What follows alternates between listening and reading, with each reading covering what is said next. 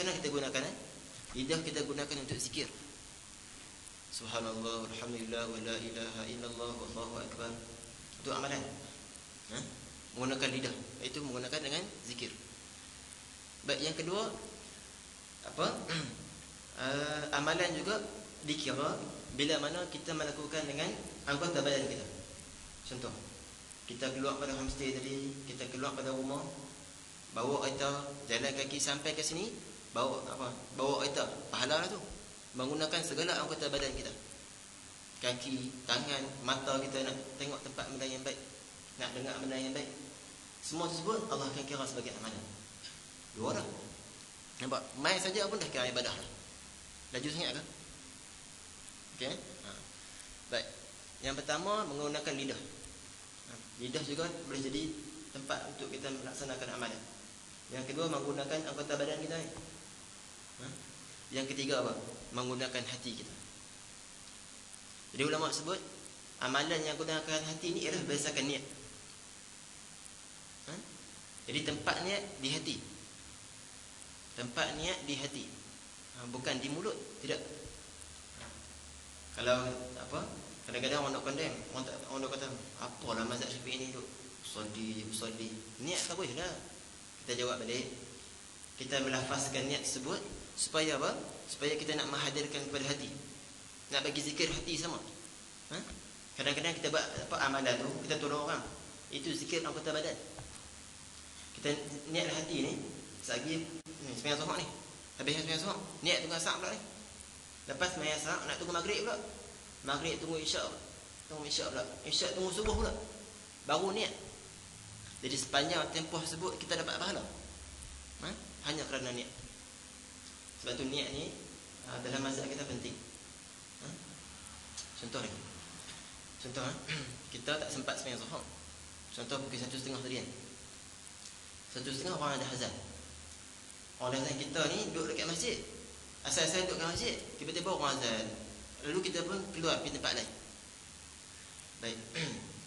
Kita kata aku nak sembahyang Zuhur lagi di Masjid Sultanah. Kita duduk di Masjid Zahir tadi.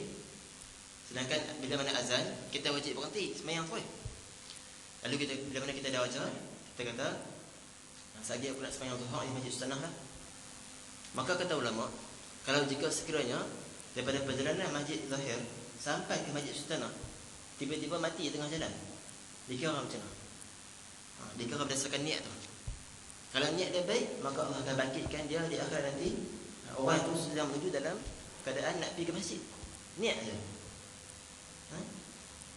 Kalau sagi aku kat asar sembahyang mati pula tengah jalan tadi kan. Azan dengarlah.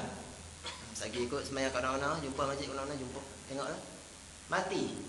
Tu bahaya niat macam tu. Tu bahaya. Baik.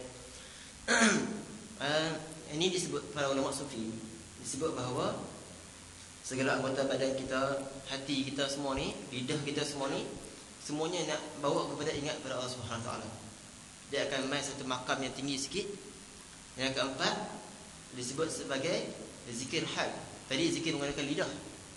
Kemudian anggota badan kita. Kemudian dengan hati. Kemudian kalau kita semua dah bergabung dah, hati dah serasi dah, badan pun dapat sekali. Yang keempat dia main tinggi sikit. Dia main zikir hal. Zikir hal ni maksud apa? Setiap masa, setiap keadaan, anggota badan kita, hati kita, lidah kita, semuanya ingat pada Allah Subhanahu Wa Taala. Ni tinggi.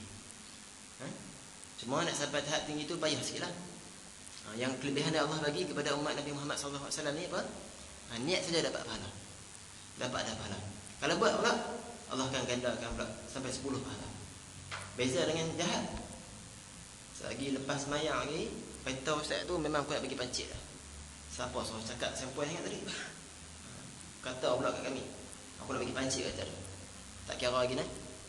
Tapi kalau buat baru satu, baru malaikat tu akan tulis satu.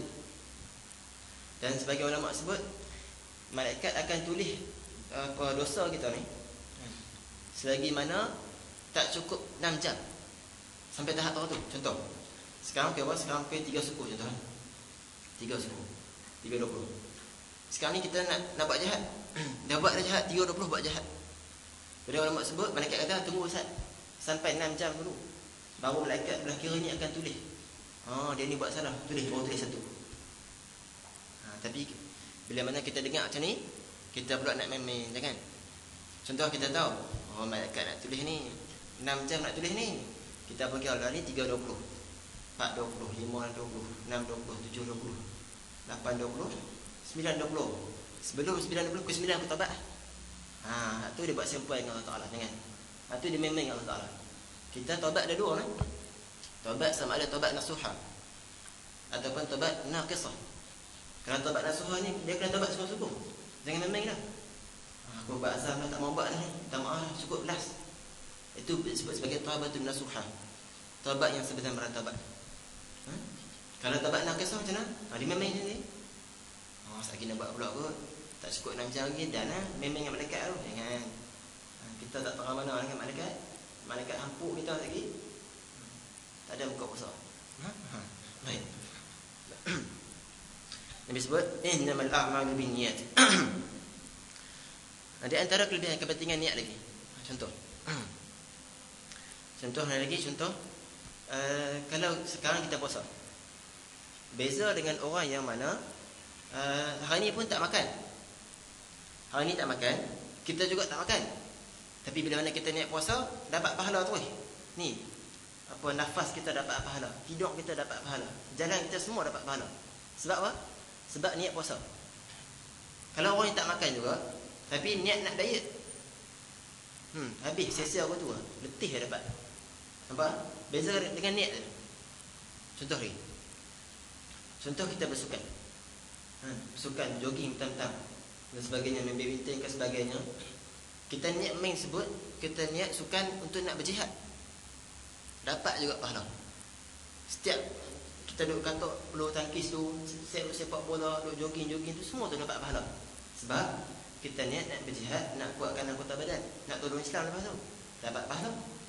Tapi kalau orang bersukan, ni aku nak tunjuk aku terror ni, aku nak tunjuk ni, boleh aku terpilih kot sebagai atlet nanti. Habis, tak dapat apa. Nampak tak? Kerana niat saja. Baik. Nabi sebut lagi, wa innama likulli imrin ma nawa. Sesungguhnya setiap seseorang sebut akan dikira berdasarkan amalan, berdasarkan niat dia. Dan bahawa sesungguhnya bagi setiap orang apa yang dia niatkan. Kita ni akan dapat pahala berdasarkan apa yang kita niatkan. Lagi banyak kita buat, lagi banyak kita niat, lagi banyak kita dapat pahala. Contoh, setiap amalan setiap amalan akan dikira berdasarkan niat kita. Kadang-kadang satu amalan kita boleh niat macam-macam. Contoh sekarang kita ni berada dalam masjid. Kata Imam Ghazali radhiyallahu taala anhu, kita boleh niat dalam 10 niat, bahkan lebih. Di antaranya apa? Kita niat duduk dalam masjid ni, kita nak imarahkan masjid. Satu, kita duduk dalam masjid ni, kita nak merapatkan hubungan silaturahim. 2, dah rapat. Yang kedua, masuk dalam masjid, kita nak buat amal ibadat, nak baca Quran. 3, dah rapat. Nak masuk masjid lagi. Niat nak menghadiri majlis ilmu, dapat dah. Duduk dalam masjid, niat nak baca hadis Nabi SAW, dapat dah pahala. Masuk lagi dalam masjid ni, niat nak jaga telinga, nak jaga mata, nak jaga mulut daripada cakap benda-benda yang tidak elok, dapat lagi pahala. Nampak? Hanya duduk dalam masjid, niat iktikaf dalam masjid, banyak dah kita boleh niat. Satu amalan kita boleh niat macam-macam. Beza dengan orang hanya masuk masjid tapi hanya sekadar nak rehat. Dapat rehat, tak dapat pahala-pahala yang lain tu. Baik, dah. Baik, di antara kepentingan yang disebutkan lagi, disebutkan kisah ada 2 orang adik-beradik ni. Cerita saja saya Allah. Bila nak habis, tak apa ke? Tak apa nak buat macam mana? Nak cerita. Tak baik. Dia disebutkan ada kisah. Ada 2 orang adik-beradik. Ada 2 orang adik-beradik, adik dan juga abang. Nak beritahu pasal niat ni. Maka adik dengan abang ni seorang yang kaki ibadat. Orang yang abid, orang yang sentiasa beribadat pada Allah Subhanahu Wa Taala. Duduk satu rumah, tapi abang duduk atas, kelai. Adik pula kaki maksiat, duduk di bawah, rumah bawah. Abang tu kata apa? Ish, aku ni dah lama ni buat amal ibadat ni. Yang adik aku tu duduk bawah, seronok pula merasakan kelazatan dunia. Aku nak terasa sekali tengok. Lepas turun, duduk sekali dengan dia, aku taubat kan. Adik abang niat gitu. Adik pula, ish, fikir abang pula. Abang ni setiap masa dia buat amal ibadat ni, semua nak ingat Allah Ta'ala. Aku saja dia buat maksiat ni, aku nak taubat lah, nak join dengan abang aku. Kebetulan Allah takdirkan abang nak turun ke bawah, adik nak naik atas. Belaga tengah-tengah, jatuh. Ni Nabi sebut dalam satu kisah. Bila jatuh, apa akan berlaku? Abang tadi nak ke mana? Adik nak ke mana? Abang akan bawa ke neraka. Walaupun pada awal dulu semua yang amal ibadat banyak, adik pada awal dulu banyak buat maksiat, tapi akhirnya Allah tukar pula. Adik pula masuk dalam syurga, abang pula masuk dalam neraka. Sebab semuanya akan dibangkitkan berdasarkan niat kita masing-masing. Itu penting tu. Sebabkan niatnya. Okay? Baik. Faman kanat hijratuhu ila Allah wa rasulih, fa hijratuhu ila Allah wa rasulih. Barang siapa yang niatnya hijrahnya kerana Allah dan juga Rasul, fa hijratuhu ila Allah wa rasulih, maka hijrahnya juga kerana Allah dan juga Rasul. Baik. Tak ada kan? Sambung lagi. Sambung lagi dalam bab kepentingan niat ni juga. Benda-benda yang harus, benda yang harus kita boleh niatkan jadi amal ibadat pula. Contoh, salin lah, saya pakai bagi ikut dan tu lah. Sampai sempat salin puan tu salin lah. Saya pun tak tahu nak susun macam mana. Pakai bagi ikut dan. Baik, di antaranya lagi keistimewaan niat ni macam mana? Benda-benda yang harus kita boleh bertukar jadi ibadat pula. Contoh, mandi harus tak mandi? Mandi harus. Mandi hukum dia harus. Tak beza lah dengan mandi sunat, mandi wajib tu. Mandi asalnya hukum dia harus, tapi dia bergantung kepada niat kita. Kalau niat kita nak mengubah apa niat kita elok, maka akan jadi ibadat. Contoh, aku mandi ni aku nak sucikan diri, nak bagi bersih, supaya aku nak hadirkan majlis ilmu, aku nak hadirkan dalam masjid rumah Allah Ta'ala. Dapat pahala tak? Dapat dah, kerana niat nak sucikan diri. Tapi kalau mandi, aku mandi ni seronok-seronok aku nak bagi segarkan badan lah. Niat nak segarkan badan tak dapat. Dia kena niat dulu, niat nak sucikan diri untuk beribadah kepada Allah Ta'ala. Lepas tu kalau nak niat nak segarkan badan, tak apa, dapat lepas tu, dapat dua. Tapi yang pertama dah, tapi kita apa? Kena mulakan dengan Allah dulu. Niat kerana Allah dulu, niat kerana Rasul dulu, baru akan dapat pahala. Sebab tu disebut sini, faman kana hijratuhu ila Allah wa rasulih. Barang siapa yang hijrahnya kerana Allah dan juga Rasul, maka fa hijratuhu ila Allah wa rasulih. Maka hijrah disebut kerana Allah dan juga Rasul.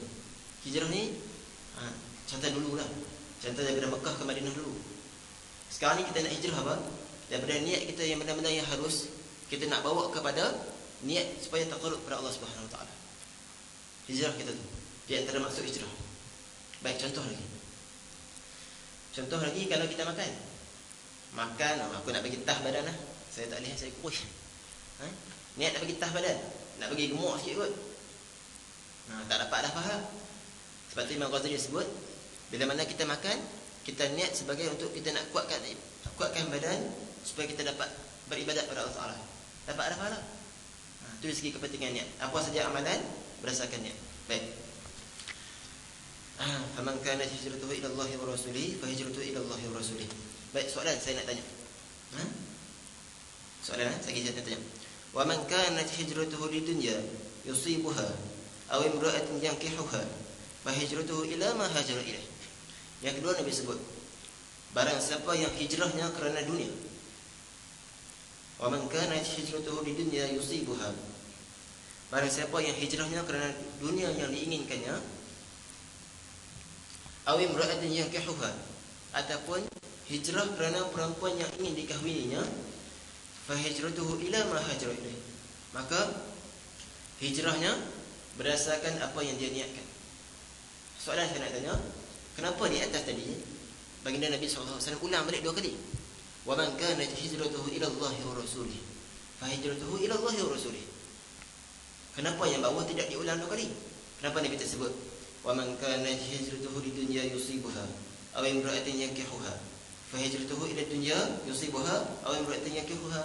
Kan patutnya ulang gitu. Kenapa Nabi SAW ulang yang atas ulang 2 kali, yang bawah hanya ulang sekali? Kata guru saya Syekh Husri Hifzullah Ta'ala, Nabi kita kata apa? Setiap benda yang mana berkaitan dengan Allah dan juga Rasul, benda tersebut pasti akan jadi hebat. Niat kita kerana Allah akan jadi hebat amalan tersebut. Niat kita kerana Nabi SAW akan jadi hebat. Sebab tu diulang 2 kali. Fa hijratuhu ila Allah wa rasulih. Kerana itu diulang sebanyak 2 kali. Yang kedua di sini, siapa yang hijrahnya kerana dunia yang diinginkan, ataupun kerana perempuan yang ingin dikahwin, fa hijratuhu ila ma hajra ilaih. Hanya diulang sekali saja. Nak beritahu kata apa? Benda dunia jangan kita sibukkan diri sangat. Benda berkaitan dengan perempuan jangan kita sibukkan diri sangat. Oh, perempuan syok pula sebab kata kat lelaki ni dah sama agak perempuan pun. Perempuan pun jangan seronok sangat mencari lelaki. Lelaki pula jangan seronok sangat tengok kena perempuan. Itu maksudnya. Nabi suruh sini berkaitan dengan dunia kita tinggalkan jauh-jauh. Baik, sebab kerana dunia dan juga kerana perempuan, seorang lelaki tersebut boleh berubah jadi macam-macam. Kerana harta, orang sanggup berbunuh-bunuh. Dan kerana perempuan juga, orang sanggup berbunuh-bunuh. Perbunuhan. Jadi Nabi kata tinggalkan. Baik, sebab apa? Sebab nak menuju kepada Allah Ta'ala ni, benda tersebut kita kena fokus. Contoh, contoh bila mana kita makan, bila mana kita makan, kita duduk macam mana? Duduk sini kan? Kan duduk sini kan? Kemudian orang tutup kata, duduk elok sikit macam nak lari pun. Makanlah bagi kenyang, macam nak lari pun makan. Betul tak? Ada betul juga. Sebab apa? Sebab bila duduk macam ni, tak mau bagi kita fokus betul-betul tentang makan tu. Nak bagi fikir sat kan? Tapi kalau duduk sila macam ni, tu memang nak makan sungguh lah tu. Memang nak fokus pada dunia, fokus pada makan sungguh lah. Sebab tu di antara sunnah dia duduk macam ni. Seolah nampak macam kita nak lari. Nak lari pada dunia.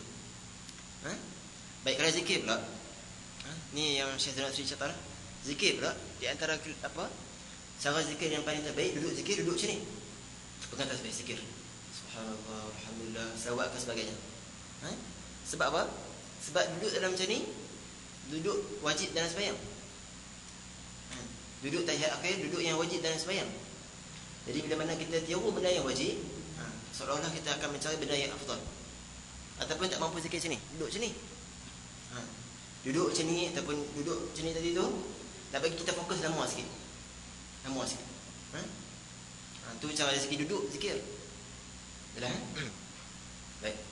Wa man kanat hijratuhu lidunya yusibuha aw imra'atin yankihuha fa hijratuhu ila ma hajara ilaih. Dalam bab kepentingan niat ni juga, kata Al-Imam Junaid. Al-Imam Junaid radhiyallahu taala anhu. Imam Junaid digelar sebagai Sayyid Taifah. Sayyid Taifah. Hebat, penghulu bagi ahli sufi. Imam Junaid di Baghdad. Imam Junaid ni ketika mana umur dia 5 tahun, dia dididik oleh pak melakang dia, pak saudara dia. Dia kata, wahai Junaid, ya bunayya, wahai anak kesayanganku. Pak melakang dia kata ni, panggil dengan panggilan anak. Dia kata, sebelum kamu tidur, kamu kata apa? Kamu katakan macam ni, Allah berkuasa ke atas aku, Allah tengok aku, Allah berhak, Allah tengok aku, Allah tengok aku, Allah berkuasa ke atas aku. Sebelum kamu tidur, kamu ulang banyak kali. Imam Junaid sejak pada umur 5 tahun, beliau ulang banyak kali.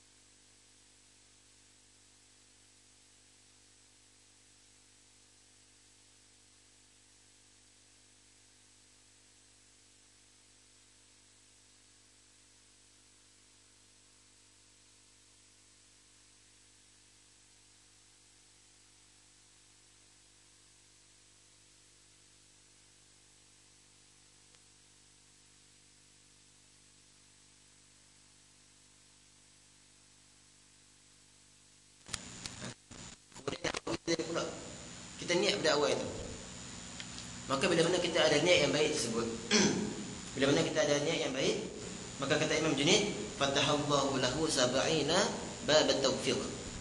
Maka Allah akan bukakan baginya 70 pintu taufiq. Apa maksud 70 pintu taufiq ini? Akan dibukakan baginya 70 pintu kebaikan. Kerana apa? Kerana niatnya yang baik saja. Tu, tak buat lagi tu. Bayangkan kalau kita buat pula. Maka kita sentiasa akan didorongkan oleh Allah Subhanahu Wa Taala dalam kebaikan. Di setiap masa ni kita kena tambahkan, perbaharui niat kita. Perbaharui niat, tambahkan niat bagi elok. Sebab Allah akan lorong kita 70 pintu-pintu kebaikan. Pintu kebaikan sebut sama ada kita rajin, termasuk orang yang baca Quran ke, orang yang rajin bersedekah ke, orang yang rajin main masjid ke, sebagainya. Allah akan buka semua pintu-pintu tersebut. 70 pintu kebaikan. Baik. Di antara ikhlas ni juga disebutkan bahawa kepentingan ikhlas ni, kalau kita lihat kisah Nabi Yusuf alaihi salam dalam Quran, Allah sebut ketika mana Nabi Yusuf alaihi salam nak digoda oleh nama apa? Nama sebenarnya Zulaikha ataupun nama sebenarnya Zalikha. Itu nama sebenar dia tu. Tapi boleh ke orang Melayu Zulaikha, tak apalah, tak masalah. Baik. Ketika mana Nabi Yusuf alaihi salam. Ini contoh berkenaan dengan orang ikhlas ni. Ataupun niat yang baik ni. Niat yang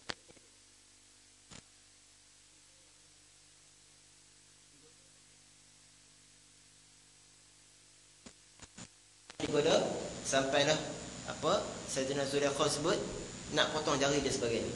Tergoda. Baik, disebutkan di situ dalam Quran sebut walaqad hammat bihi wa hamma biha laula ra'a burhana min rabbih. Saya ingat. Laula ra'a burhana rabbih kadzalika yusarrifu anhu as-su' wal fahsya innahu min ibadina al-mukhlisin. Baik, kata Allah Taala. Allah rakamkan kisah Nabi Yusuf alaihi salam dalam Quran berkaitan dengan penggodaan Sayyidatina Zulaikha. Sayyidatina Zulaikha sebut memang wahammat bih. Memang inginkan betul-betul nak bersama dengan Nabi Yusuf alaihi salam. Tapi Allah kata apa? Kaza laula ar-ra'a burhana rabbih. Kalaulah Nabi Yusuf alaihi salam tidak lihat petunjuk ataupun tidak melihat arahan daripada Allah Taala, maka Nabi Yusuf AS akan turut serta sekali bersama dengan Sayyidina Zulaikha. Tapi Allah bagi isyarat kepada Nabi Yusuf AS supaya berhenti. Sebab apa? Allah sebut kadzalika nasarrifu anhu as-su' wal fahsya. Maka kerana Nabi Yusuf AS, kerana sifat dia begitu, kami jauhkan daripada sifat su', benda-benda yang kotor, benda-benda yang buruk, wal fahsya, benda-benda yang keji. Kami jauhkan dari dia. Sebab apa? Innahu min ibadina al-mukhlasin. Kerana dia adalah hamba-hamba kami yang mana sangat ikhlas. Nampak? Kita ni bila mana nak buat ibadah sebagainya. Syaitan dah bagi tadi berkaitan dengan ikhlas. Saya tak perlu nak ulang lah. Jadi saya sebut sikit lah. Bila mana kita ni dalam buat amalan, kita sentiasa ikhlas pada Allah Subhanahu Wa Taala. Maka kalau kita sekali nak buat maksiat, Allah akan jaga kita. Ini yang saya kutip daripada guru saya yang saya mengaji di Mesir, berkaitan dengan cerita Nabi Yusuf AS. Kalau Nabi Yusuf ikhlas, tak mau berzina dengan Sayyidina Zulaikha, maka Allah tempiaskan dia, jauhkan daripada buat perkara yang terkutuk sebut. Itu faedah tu. Kalau kita termasuk orang yang ikhlas, buat amalan kerana Allah semata-mata, maka kalau saya ulang sekali lagi, kalau Allah kita nak buat benda yang jahat, maka Allah akan tolong kita. Allah akan tolongkan kita, paisongkan kita daripada buat benda yang tidak sepatutnya. Sebab kita ikhlas kerana Allah Ta'ala. Disebutkan lagi kisah di antara Nabi Ibrahim AS. Nabi Ibrahim yang mana nak sembelih anak tu? Sedap. Nabi Ibrahim dengan Nabi Ismail. Betul kan? Baik, ketika mana Allah perintahkan Nabi Ibrahim AS untuk nak sembelih anak dia, Nabi Ismail AS. Nabi Ibrahim, sifat para anbiya ni macam mana? Bila dengar saya perintah Allah Ta'ala, tak komen banyak dah. Ikhlas. Sembahyang ni, kita jangan komen lah. Allah suruh jangan komen. Kami perempuan kena begitu.